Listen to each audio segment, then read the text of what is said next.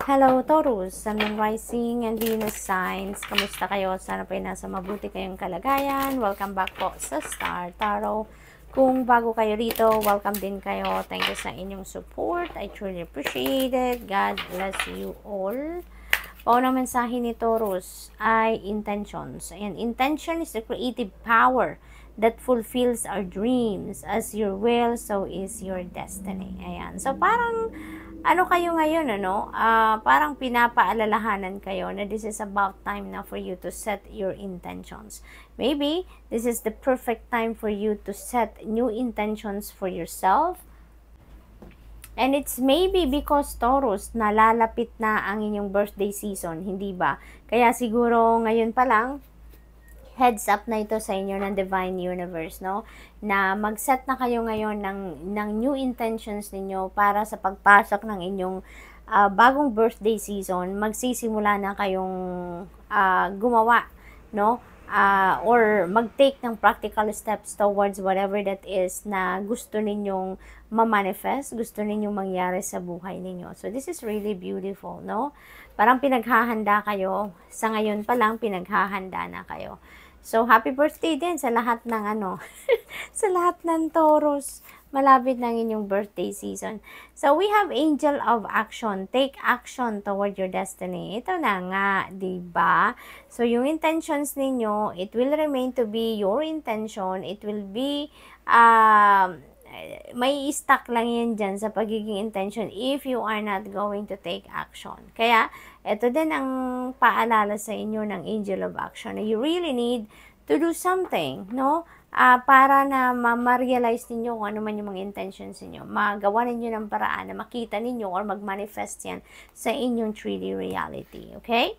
So, what else? We have achievement, focus on what makes you victorious. Ayan. So, maybe meron kayo ditong gustong i-achieve, meron kayong gustong ma-accomplish, no? Maybe yun din yung mga intentions ninyo in the past, 'di ba? At ngayon, ma-achieve niyo na, makukuha niyo na, mai-experience niyo na. Kaya focus lang daw kayo doon sa kung ano yung ikakatagumpay ninyo, 'di ba? Dahil nandiyan na sa horizon ninyo ang swerte para ma-achieve mo na kung ano man yung gusto mong ma-achieve.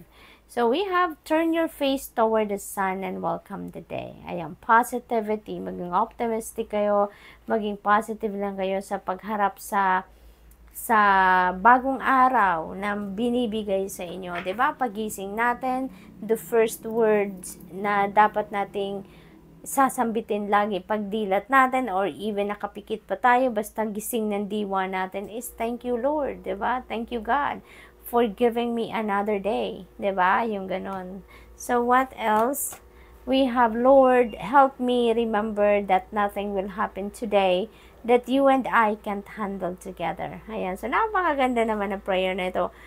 This is reminding you as well, Taurus, no, na you are co-creating your reality with God. Kung anong nangyayari sa 3D reality mo, yan ay pinagtrabahuan ninyo ng divine, no? Hindi pwedeng kayo lang, no? The divine is always with us. Lagi nating katulong, lagi nating kasangga, no? Sa kahit anumang bagay, sa kahit anumang nangyayari sa buhay natin, lagi natin siyang katulong. So, ito yun. This is a reminder for you, no? Na walang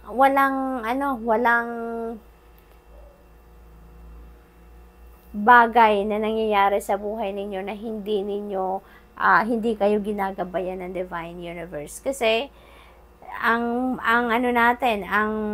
participation natin is we are the ones executing, 'di ba? The guidance of God, 'di ba? Dito sa physical realm, dito sa earthly realm. At ang Panginoon naman, ang ginagawa din niya is to guide us, to direct us, 'di ba? Binibigyan tayo ng mga intuitive messages, guidance, no? Tinuturuan tayo. We are being shown the way kung saan tayo patungo, anong dapat natin gawin, anong mga decision natin, ano? Sometimes lang, hindi natin napapakinggan. Sometimes lang hindi natin ginagawa. 'Di ba? But this is a reminder for you na we are co-creating our reality with God.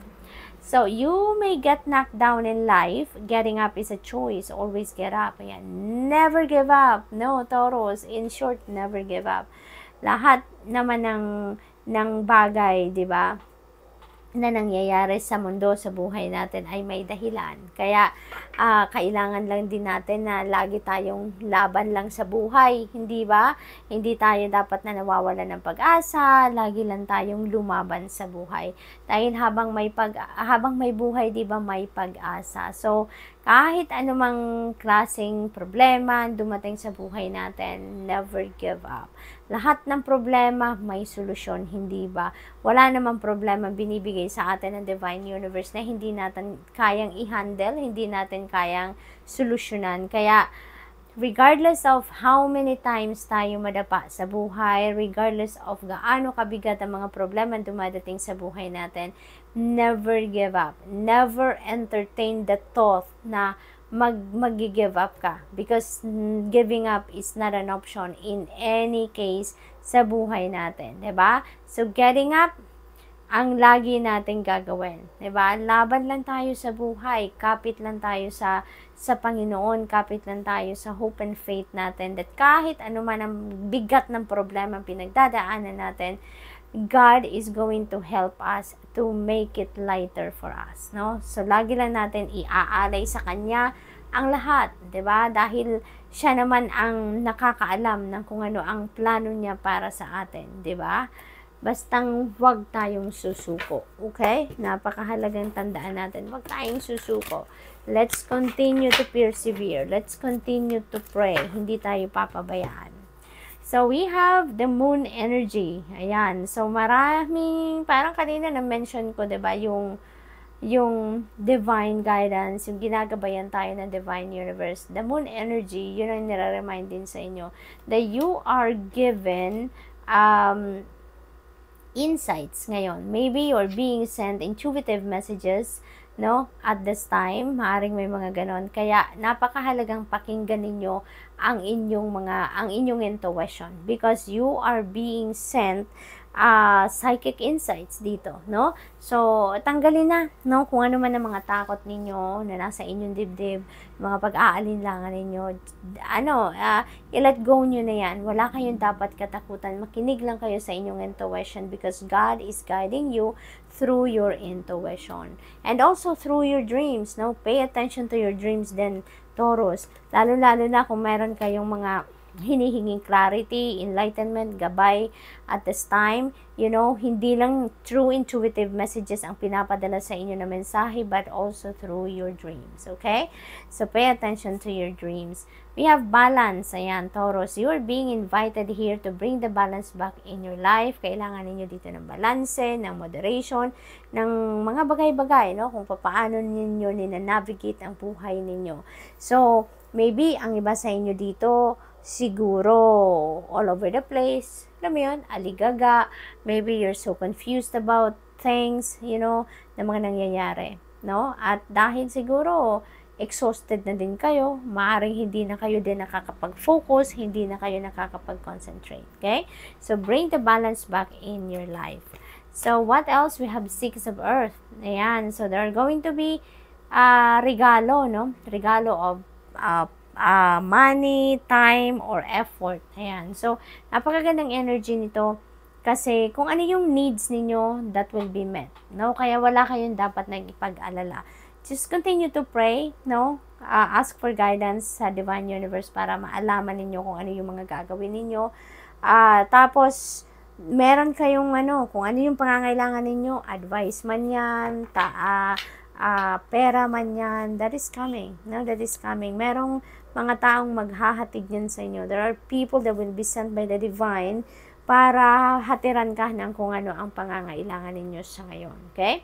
So, maaari din na meron dumating sa inyo dito mga bagong career opportunity, business opportunity, pagkakaperahan na opportunity, yung mga ganon. So, maybe you are in need of money at this time, Taurus. No worries, no worries. Magdasal ka lang.